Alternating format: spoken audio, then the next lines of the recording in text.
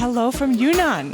This region does not get nearly enough love. It's stunning, it's diverse, and it's full of flavors that you cannot find anywhere else. And over the next week, I am diving headfirst into Yunnanese food, eating the best that this region has to offer for 7 days straight. By the way, this trip is made possible by Lost Plate Food Tours, who I'd like to tell you just a little bit more about. Lost Plate was founded in 2014 by Ruishi, a Cheongju native, and her American husband. They started in Xi'an, and Ruishi has such a knack for finding authentic, atmospheric, delicious restaurants. They now run tours across China, Southeast Asia, and even Portland, Oregon. And during COVID, they expanded and started doing multi-day tours like the one that we are on this week. And this week, we're in particularly good hands as Ruishi herself, the founder, along with her colleague Elmer, are the ones leading us around Yunnan. So without wasting any time, we headed straight for a food tour of Dali Old Town. We tasted chicken feet in a Southeast Asian style marinade, a retro beverage stand famous for Bing Fun, a jelly dessert, and rice rolls that were so popular we waited about 20 minutes for them. Then we moved into the ancient city. First up, Rushan, a firm goat's milk cheese grilled over charcoal until it's golden and slightly charred, and then spread with a sweet rose jam. It's chewy, salty, and smoky with this floral hit at the end. At first, it wasn't really my thing, but it grew on me. This is the famous Dali cheese that actually I feel so ashamed that Pete and I didn't try it. Last time we saw a line, it looked really good. Hayes was losing it. And so here we go. Ooh, it's chewy. After that, we had two types of noodles, a cold version and a brothy beef version made with erkwai, a chewy rice cake that's a Yunnan staple. And there's an old thing to say in Yunnan is people can not eat rice, but they have to eat mi xian, which is rice noodle. It's very special here. People eat rice noodles all day long. And especially right now, we're around 2,000 meters altitude. And cooking rice or cooking wheat is a lot more difficult than cooking rice noodles. And then it was time for the main event, Shou Jua Fan, I hope I'm saying that right, which should mean hand-grabbed meat. It's a huge communal platter. There's rice in the center, surrounded by meats, vegetables, and sides that you mix and match however you like. You eat the whole thing with your hands, and in the middle they put dessert, a sweet pineapple rice, which is iconic in this part of Yunnan. And by the way, if you would like any of this described in more detail or more properly, you should check out Luke Martin's video, which I will link here or in the description. What a start to the trip. The tour only started at 5 o'clock, and I feel like we've already seen so much. But it is 10 p.m. and we start again tomorrow at 9 a.m. tomorrow, so I'm going to get some rest. By the way, where we're staying is absolutely beautiful. This is Dali Iridescent Clouds.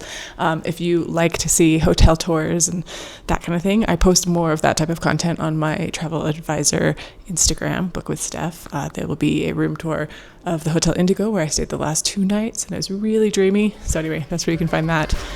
And I'll see you tomorrow.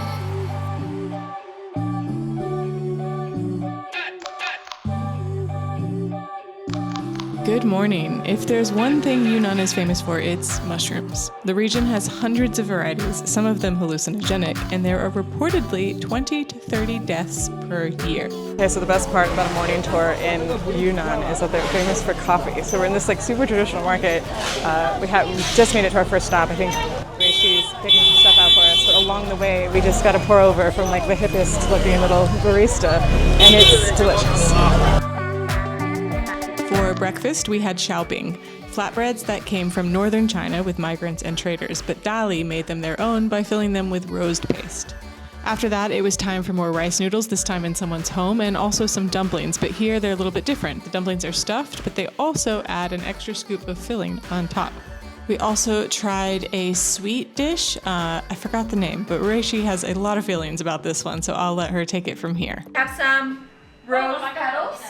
And we have some sesames, and inside we have some rice balls, and it's with black sesame, and it's black sesame paste. And on the top, we have some cheese. Oh, wow. So it's got the savory flavor, the sweet flavor, and here the little ones, that white thing, little rice, is fermented rice. It's just so good. It really is so packed full of flavor with layers. I'm super excited about this. Because traveling in China can be a little bit tricky, and this was my third trip to China this year, I did just want to take a second to talk about how I stay connected, because it can come with a few extra considerations.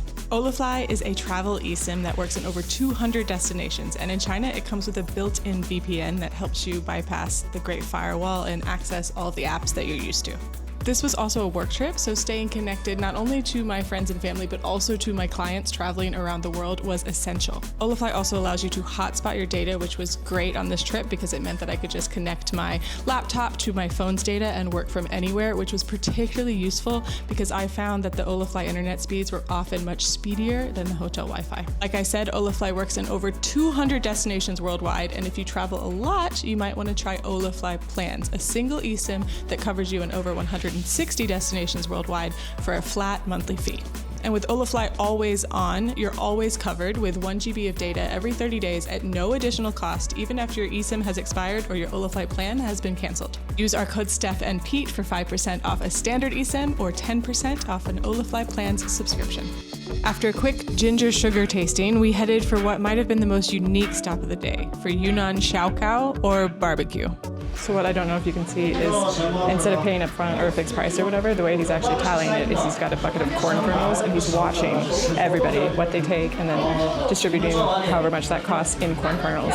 So at the end of your meal, he tallies it up and you pay based on that. Did you see when I grabbed that sweet potato, he had a look and then took the corn kernels and put it in the correct pile. So I can't fool him.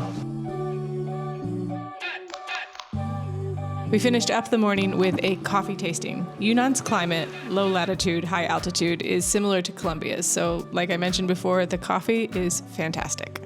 We just wrapped up an awesome morning of eating, and I think one thing I love about Lost Plate is it feels less like a tour and more like you're just like walking around with a really informed friend. It was wonderful. We tried so much stuff, but I think a highlight of the morning for me was the Shijou, which is like a pea soup breakfast thing that actually Pete and I tried to find in Kunming in April and failed. And so I liked it more than I expected. It's like kind of reminds me of dal if it was like blended together with all sorts of delicious toppings, and then we had our fresh youtiao in it. And I think this afternoon we're going to try our hand at making the famous rose cakes on a rose farm. So see you there.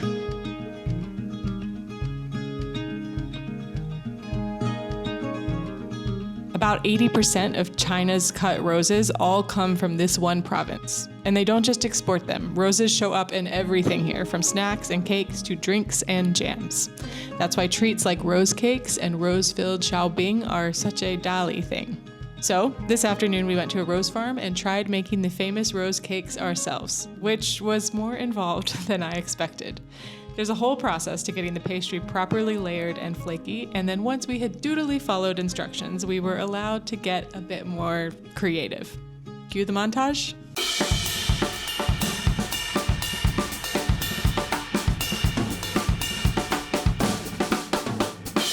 After the farm, we drove to Shijou, and there's one thing I love about traveling in China, and that's the experience of arriving somewhere you've never heard of, only to discover it's already incredibly popular with China's 1 billion domestic tourists, and still not seeing another foreigner in sight.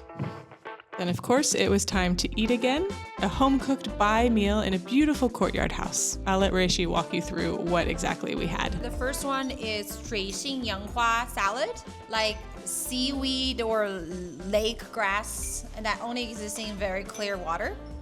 And here we have some family-raised chicken stir-fry with rice cakes.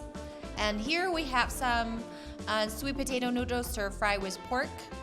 And here we have this very special Bai ethnic group fish that is cooked with sour papaya and tomatoes and homemade pickled chilies.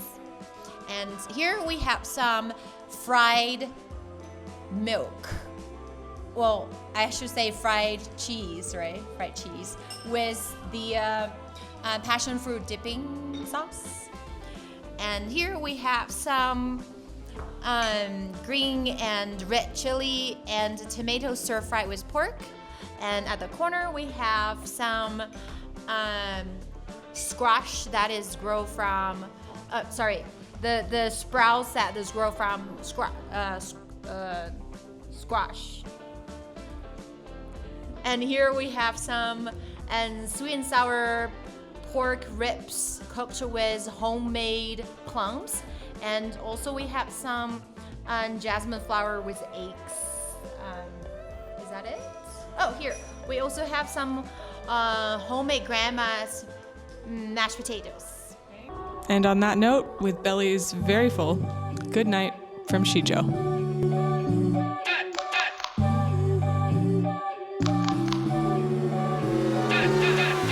The next morning started at a 5-generation family bakery making Shijou baba, which are flatbreads cooked over double charcoal, stuffed with pork and chive, egg, or, you guessed it, roast paste. Wait, so Luke's, whose video is going to be a lot more informative than mine, just compared what we're eating. Just compared what we're eating to a pizza. I'm going to go, this is a southern biscuit. This is like very similar to what we would eat in Tennessee, like pork and egg, flaky pastry.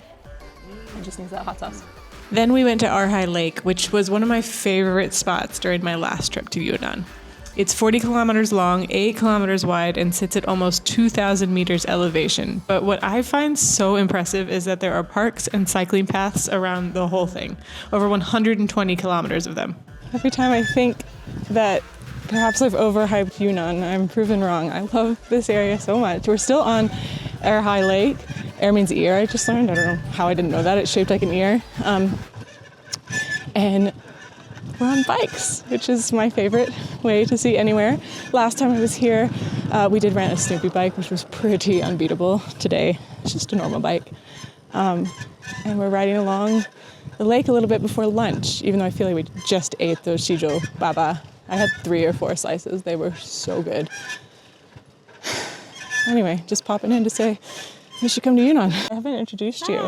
This is Diana. She is a travel consultant based in Hong Kong. Anyway, we just stopped for a break along the lake, and I love this so much. All these people are coming to use my bike as a prop for photo shoots.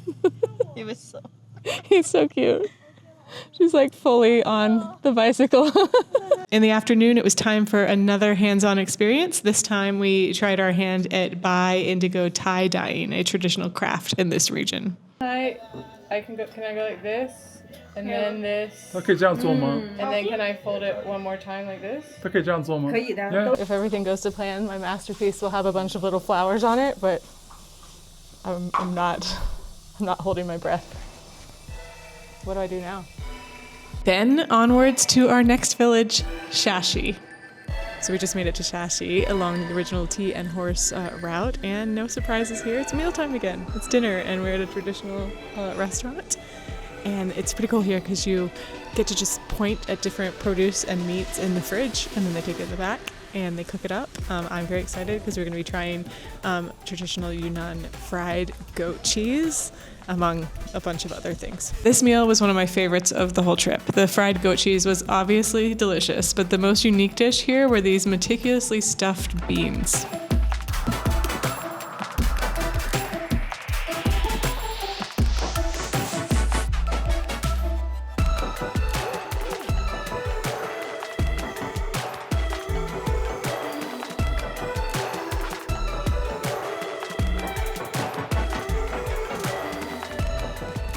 We had a pretty leisurely morning sightseeing around Shashi before ending up at this mushroom hot pot restaurant run by the coolest hippie couple that are exactly the type you'd expect to run a mushroom hot pot restaurant. She was telling us in one of the markets like 30 to 40 people die per year in Yunnan from poisonous mushrooms.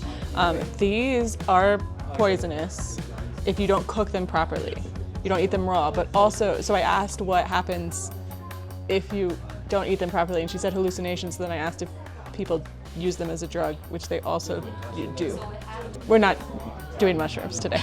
She just set this timer and said 25 minutes, and then they're gonna come take a sample of the mushroom so that if we feel uncomfortable and go to the hospital, they can then take that mushroom to the hospital and say this is what they ate.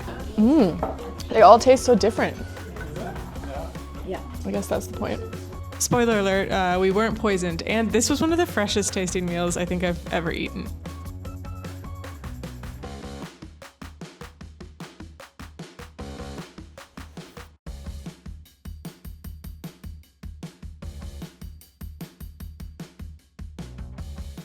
just realizing I haven't said anything in a while. Today was such a chill and lovely day. And for dinner, we went to another very local restaurant. I love how here that the restaurant is like right next to the family's like living room and bedrooms. And this kitchen was tiny, like looked like a home kitchen. And again, like previous meals, they just kind of have all the vegetables laid out, and that's how you pick what you want to eat. You just point to the vegetable. We had a few pretty unique ones. We had a like underwater bamboo thing that they fry and you eat, and it tastes like a really dried banana sort of, or kind of the same texture and sort of the taste too. And then we had these things that were like prawn crackers, but they were made from like a pea cake that we had a different kind of version of a few days ago in Dali. We also had a really delicious like barley and ground pork dish, or oats, some sort of grain. And then my favorite was this soup that had pickled greens and beans, and it really reminded me back home of southern collard greens. Very, very delicious. Oh, the food has been so good. Tomorrow we head to Leaping Gorge. I'm already regretting not taking more pictures in Shashi. It's so picturesque here, but I'm sure tomorrow is going to be absolutely stunning too. Headed down, I don't even know, you can hear me, it's so loud. This is Leaping Gorge, and it's twice the depth of the Grand Canyon, which I've never been to. But now maybe I don't need to go. One thing about me is that I hate heights and I hate cars, so I do not do well on steep, winding roads, which is exactly how you arrive at the hotel we were spending the night at. Luckily, similar to the mushroom soup yesterday, I survived this too, and boy was it worth it. The views from our rooms were incredible. We went on an afternoon hike, relaxed a little, and then concluded the day with dinner at the hotel paired with Chinese wines. Lost Plate runs wine tours too, if that's your thing. These were good. So this is not a bad place to wake up. Let me just take you outside and show you where I'm enjoying my morning coffee. Whoa. Yeah. So this is where I'll be having my morning coffee. And this is the view. It's pretty amazing. One thing about China, and actually Rishi gave us some of these at the beginning, but I traveled with them too. These little like drip pour-over bags. I got these in Japan, because I was in Japan a couple weeks ago. But it's funny because they don't have like any vessels good for them, because they have just like the little tiny tea ones.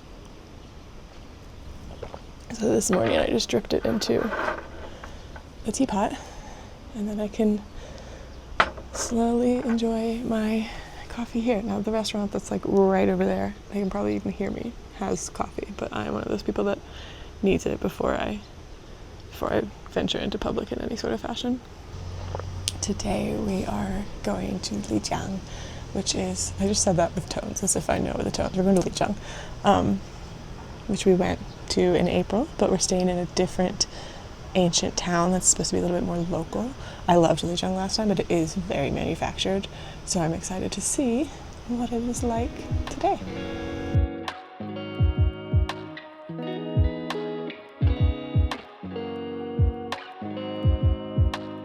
We have made it to Lijiang, which is, I'm so sad, it's the last destination of the trip. But first stop, as always with Lost Weight, is lunch, and we're at a little restaurant that looks super local and has been here for 19 years. Wait, we have liver, lotus, pickles, tofu that's a little bit fermented, mashed potatoes, morning glory, and yak meat. Very excited about this liver. That's the full table. Okay, now we eat. Actually, no, the last time I filmed, we've been in Lijiang for the last 2 days, and I filmed a little bit less because we were here in April, and so the rest of the group did a cooking class that I hung back and did some work because we were there in April. It's incredible though. If you want to see what that's like, we have a video on it. And then we've just been exploring the old towns here. We're also staying at the cutest little property called the Bevo in Shijou Old Town, and it is so charming. The owner, Hui Ling, is a riot. She's so much fun. It's got such personality, so definitely consider that if you're coming to this area. And I know it looks really busy behind me, but Shijou is actually a little bit less commercialized than Dayan Old Town, where we spent yesterday. But anyway, I've said goodbye to the group now, and the trip is over. It has been such an incredible week. I wholeheartedly would recommend this to anybody. It's delicious, informative, but also very chill and relaxing and felt like a proper vacation. So if you're coming to Yunnan or lots of other cities in China, Vietnam, Thailand, Cambodia, Portland, Oregon, definitely check out Lost Plate. And as always, I work as a travel advisor, so I could help you book a tour like this or anything else around the world. I appreciate you watching. We'll see you in the next one. And big thank you to Lost Plate, especially to Reishi and Elmer, who were so fantastic. I don't know. Very excited to go home to Pete and Hayes, but very sad that this wonderful experience is over.